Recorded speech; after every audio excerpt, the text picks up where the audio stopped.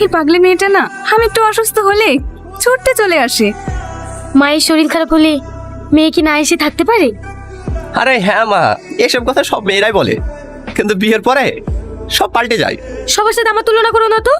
তুমি দেখে নিও বিয়ের পরে আমি কেমন তোমার আপু মায়ের যত্ন করি। জানিস রে মা, তোকে নিয়ে আমার ভীষণ ভয় হয়। কেন?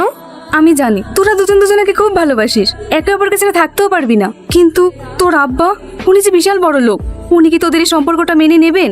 আমি যা বলবো আমার আব্বা তাই শুনবে। আমি আজই আব্বার সাথে কথা বলবো।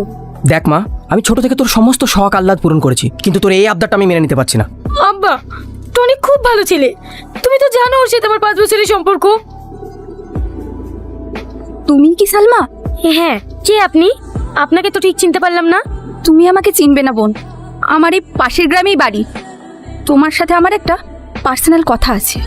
এই, তোরা একটু বাইরে যা তো।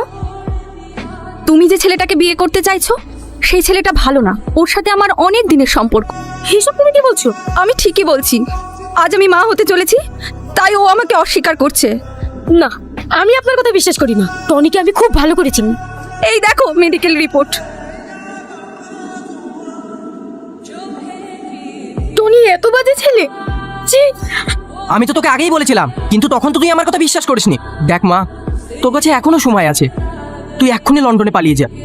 আমি আমার বন্ধুর ছেলেকে ফোন করে দিচ্ছি, ও তোকে এয়ারপোর্ট থেকে রিসিভ করে নেবে। কিন্তু আব্বা, কাল যে আমার বিয়ে। ওসব নিয়ে তোকে ভাবতে হবে না। এই মেয়ের গার্জেনকে ডেকে নিয়ে আসো, এখনই বিয়ে পড়াতে হবে। ঠিক আছে বাপ, তুমি ঠিক হয়ে বসো। আপনি যদি অনুমতি দেন তাহলে বিয়ের কাজটা শুরু করি। না মৌলভী সাহেব, এ বিয়ে হবে না। কি বলছেন আপনি? বিয়ে হবে না মানে? ভাই, আমার মেয়ে সে সকালবেলা পালিয়ে গেছে। আমি অনেক চেষ্টা করেছি ওকে খোঁজার, কিন্তু পাইনি। মেয়েটা যে কার সাথে কোথায় গেল আমি কিচ্ছু বুঝতে পারছি না।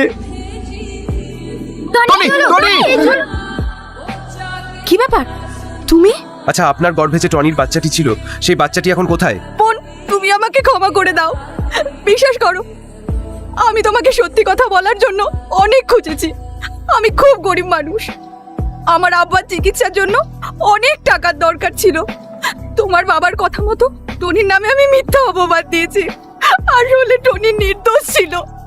এটা তুমি কি করেছো?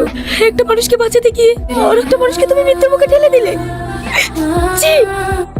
টনি, তোমার সঙ্গে তোমার বউ দেখা করতে এসেছে, দেখো। দেখি দেখি, কি সুন্দর বউ! তুমি আমার বউ? হ্যাঁ, আমি তোমারই বউ। দেখো না, দেখো না, আমার বউ কত সুন্দর দেখতে।